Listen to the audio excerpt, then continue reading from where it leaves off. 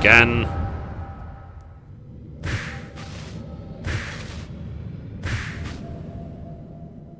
She's going to see the suffering of all the people that she's tormented.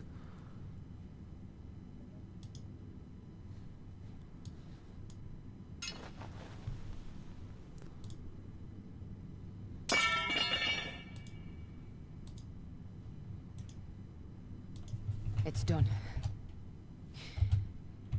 Take me back to my cell.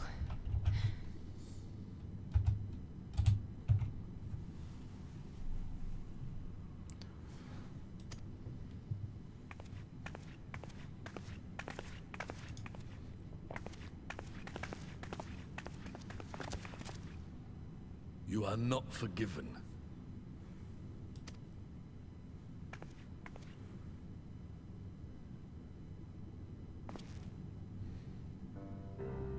Not you. You I will never forgive.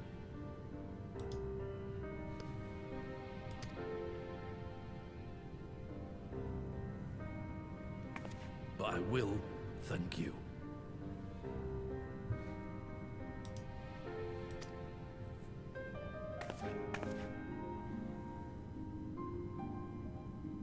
For standing against a primal and saving us from servitude.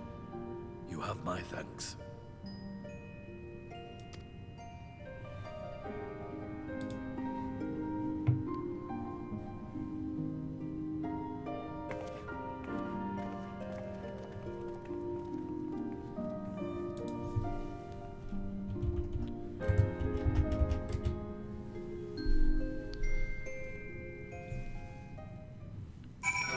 Okay, let's carry on.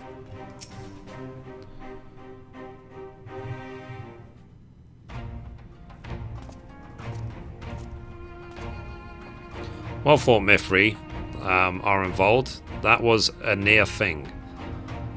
Our stand against the Kalyana would have been brief indeed had you not ventured for guard duty.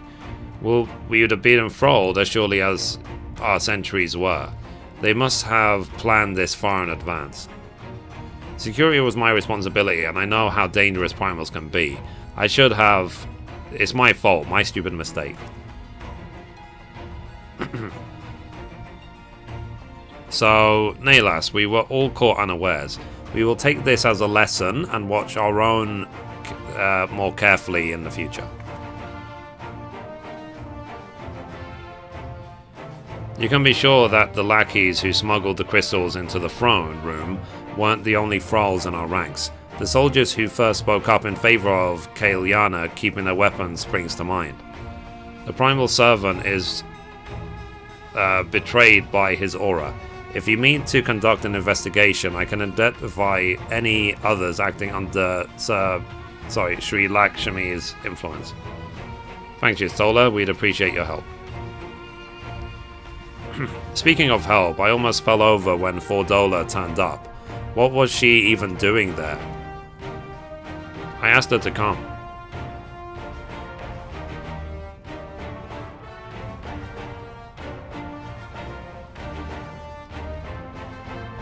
Well, that explains it then. It's sad, but Regenfried was right. Her victims will never forgive her for what she's done. But I don't think Fordola picked up the sword looking for forgiveness. She just wanted to fight for her country. If you say the world in which Fordola grew up is partly to blame for what she became, then as an Alamegan I feel responsible for improving that world. We can't ignore what's happening right now. We have to show people a better way than vengeance, or we risk giving birth to a new generation of skulls. I know it's idealistic, but I want to help people to let go of their grievances and make peace with each other. I'll hold 1,000 meetings and talk till I'm blue in the face if that's what it takes. 'Tis a long and arduous path you have chosen, but one well worth walking. Rest assured that I will do what I can to help you reach your destination. Thank you, Alpha Node. The first step will be to get our representatives back in the throne room. They're a little shaken, but not one of them seemed ready to run. We're all determined to finish what we started. I will see you're not interrupted, Mithrie. You and the Scions are to stand down. Get some rest, you've earned it. Cool.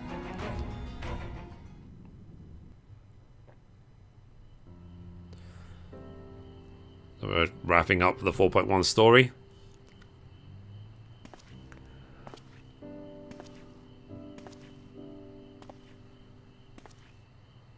A fine spot to contemplate the heavens.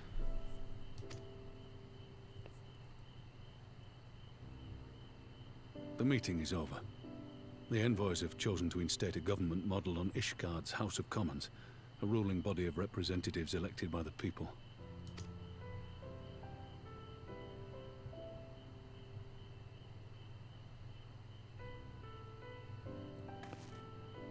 It is a fair decision, and one which signals the end of my part in all this. But I would gaze upon Girabania's stars one last time before I leave.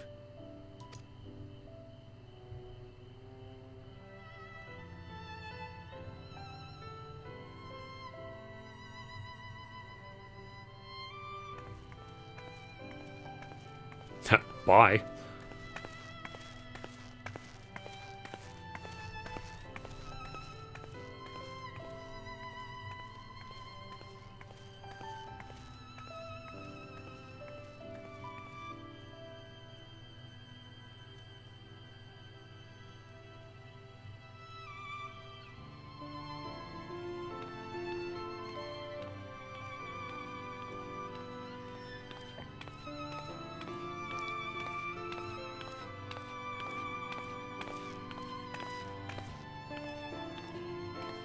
Forget something?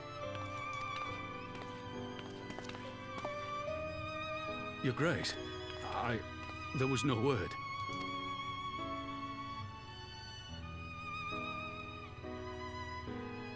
Raubon Aldin, you are hereby dismissed as General of the Immortal Flames and relieved of your seat on the Syndicate. Harsh. But... So you can be the leader of Alamigo. Raubon, I am no longer a child. Stay here in your homeland. Work with your brethren. Rebuild Alamigo. You desire to stand alone. I understand, but remember what happened. I remember full well the consequences of my naivety, and thus did I consult at length with a most trusted advisor ere I embarked upon this course. A most trusted advisor? And what of me? Am I no longer deserving of your confidence? What trust can there be between us when you withhold the truth from me? Did you think me oblivious to the anguish in your eyes when you spoke of returning to Uldar?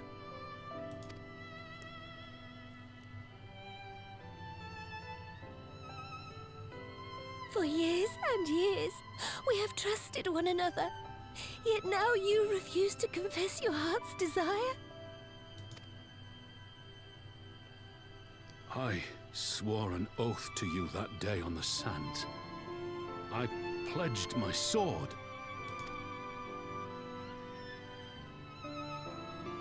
And it has served me well. But in Pippin you have forged a new sword, as sharp and deadly as the blade you bequeathed him. I will show you a Sultana who can wield every weapon at her disposal, including Lolorito and his monetarist cronies.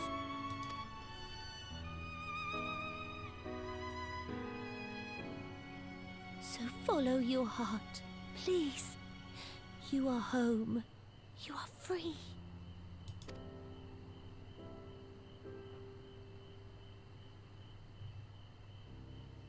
No more.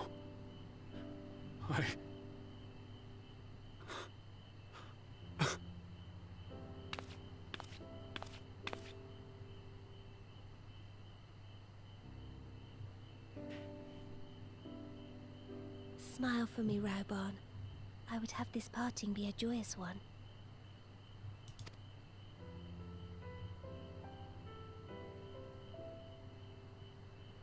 Thank you, Your Grace.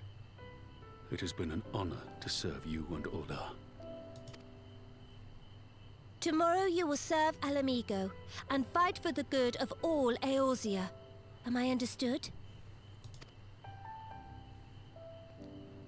Yes, Your Grace.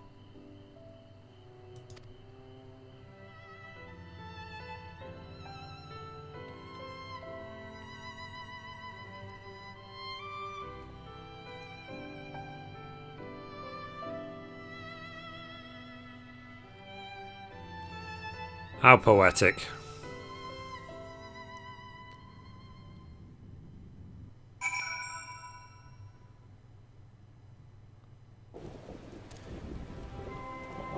Now the world is crying. Anyway, let's talk to Lise.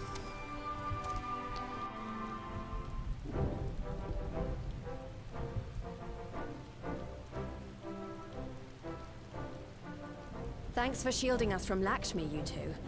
If you hadn't been there, the rest of us would be worshipping her by now. You're kind to include me, Lise, but we both know who did most of the work. I could scarce keep track of the battle, let alone land a telling blow. No shame in admitting it.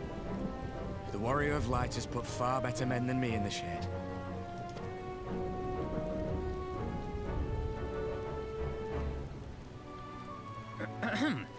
Did I mention that I encountered the Sultana in the palace? It would seem Her Grace has come to Girabania to oversee the final stages of her relocation project. She was in search of General Oldin, and I directed her to the rooftop garden. I do hope he was still there. Are you in the habit of gossiping about the affairs of royalty, Master Leveilleur? Certainly not, Your Grace. I was merely informing my companions. Kappa. Be at ease, Alphino. 'Twas only a jest.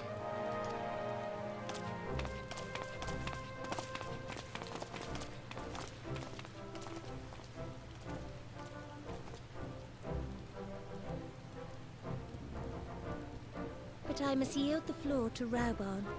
He has an important announcement to make.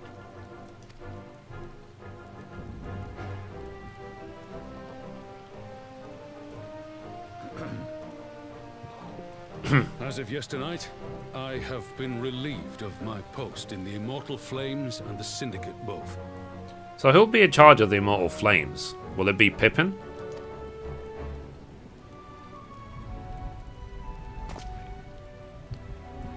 I shall be assuming my father's duties. And may I say that Tizona has never felt heavier upon my back.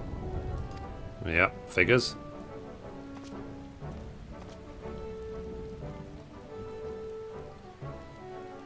Twould seem I am in need of employment. Mayhap one of my old acquaintances can introduce me to a mercenary company or some such. Wink. You may be getting on in years, father, but you'd struggle to find a band of sellswords who wouldn't snap your hand off. Your remaining hand. Oh, burn. He's got one hand. Yes, the bull of Alamigo need not be put out to pasture just yet. He's disabled. Your Grace has developed a wicked edge to her humor. And you, Pippin, would do well not to laugh when the future may hold the same for you. Yeah, I'll cut your arm off, bitch. Say what? So, does this mean you're staying? Aye. That seems to be the way of it. I would be glad to aid you in rebuilding our nation, if you'll have me. If, he says. Welcome home, Rauban.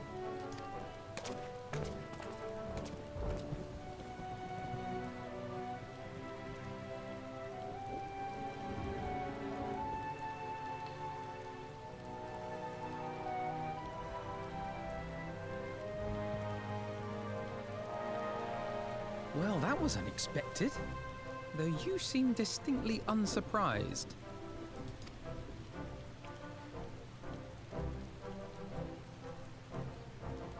Either you are more astute than I give you credit for, or I'm losing my touch. In any event, one thing is certain. Alamigo will rejoice at the homecoming of her dearest son. Yeah.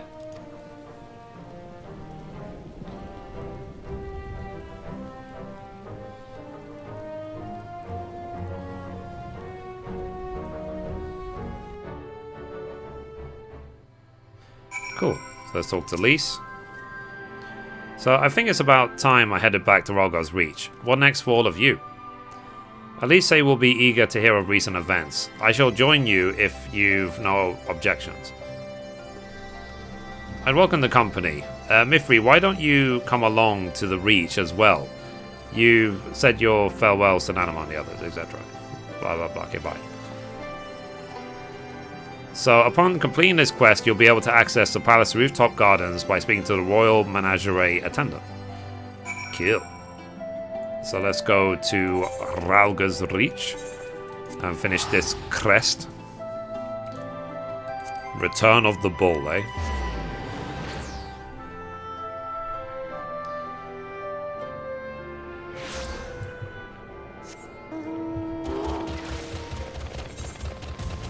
Okay. Let's do it.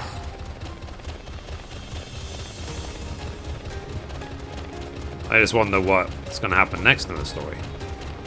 I just wish it wasn't like, let's say, 3 to 5 hours every 3 to 5 months. I wish it was more frequent, but maybe I'm being greedy.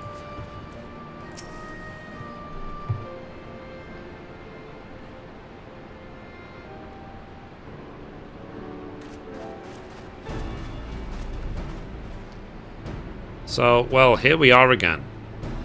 Alphanode has regaled me with the thrilling tale of hidden treasure troves, mid-meeting betrayals, unlikely alliances, and joyous homecomings. Homecomings. It would seem I missed everything. I was patrolling the palace grounds with Thancred and Y'shtola when we heard the report of a primal in the throne room. I honestly doubted my own ears. As others have said, we were lucky to have our Echo-blessed champions nearby this time, but we'll need to keep a closer eye on the Kalyana.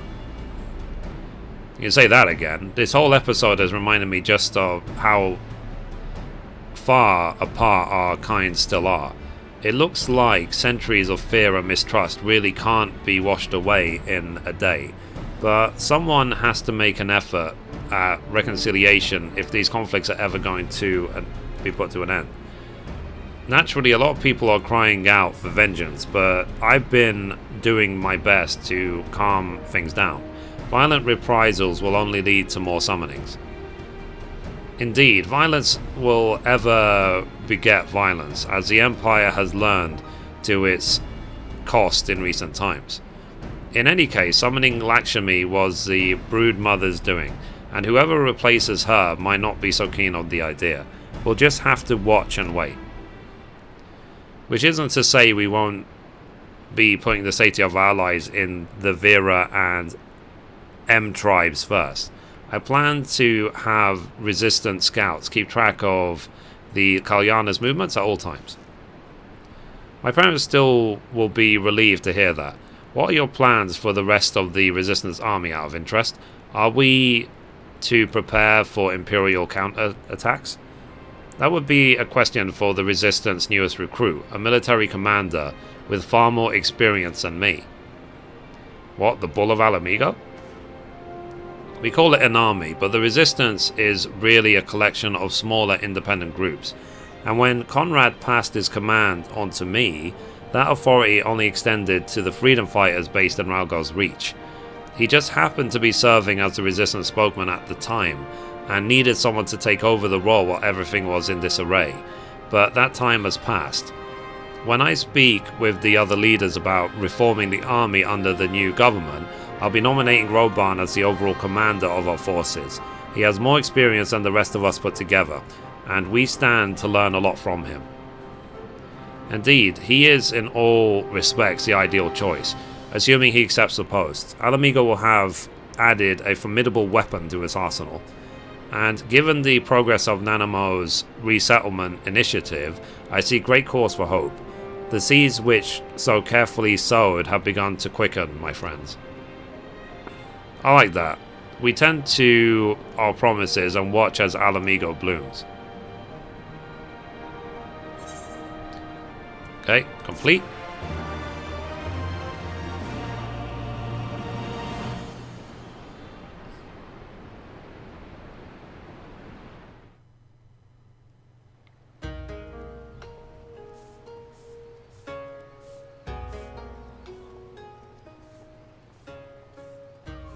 So, I do give thanks to the Kami that my makeshift raft withstood the fury of the seas. Oh, really? Does that mean what's her name is back? But their generosity ended. Without coins in our pockets for new attire, we are doomed to look like so much jetsam. Oh, woe betide the poor man in the city of rich merchants.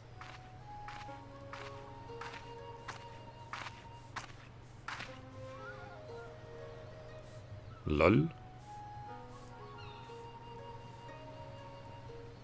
These dango are delicious. Will you have one? Huh. More sweet breads. I surrender my blade to secure what few coins we have.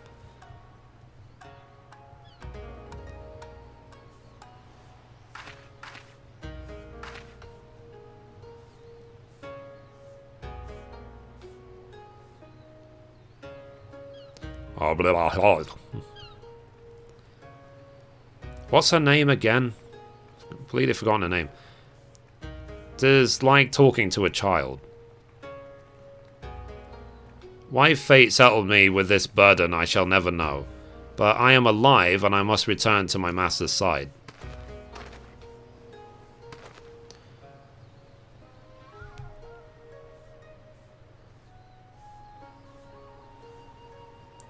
Come, Yasuyu. We shall find a ship to carry us across the Ruby Sea.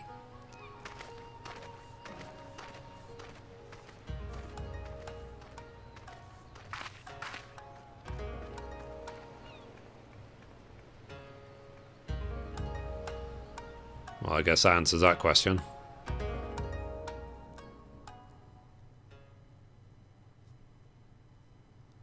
Meanwhile, in the Imperial Palace... ...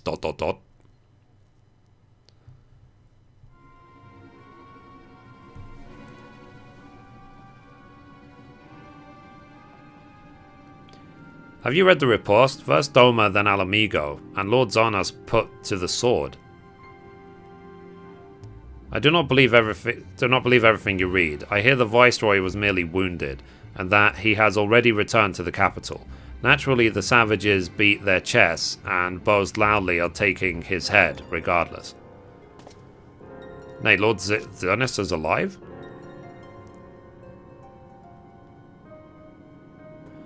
Deplorable that our own officers should be fooled by Eorzean misinformation. Small wonder the provinces have begun rising up in rebellion. We must prepare an official and above all accurate announcement to quell these pernicious rumours. They would wage war with empty words. Let them produce the Viceroy's remains then. We shall soon put the lie to their claims. Interesting, interesting.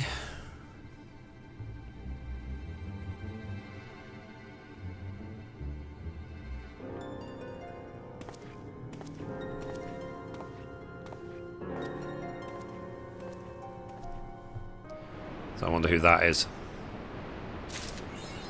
We done? So we got the achievement, more heroes. So that concludes the 4.1 story. It was a lot more interesting than I thought it would be, to be perfectly honest. So let's bring on the next story. Hopefully is a 4.2, I guess. So anyway, guys, that's it for this episode. Thank you for watching, and as always, goodbye from me, and goodbye from Mithrie. Bye, guys.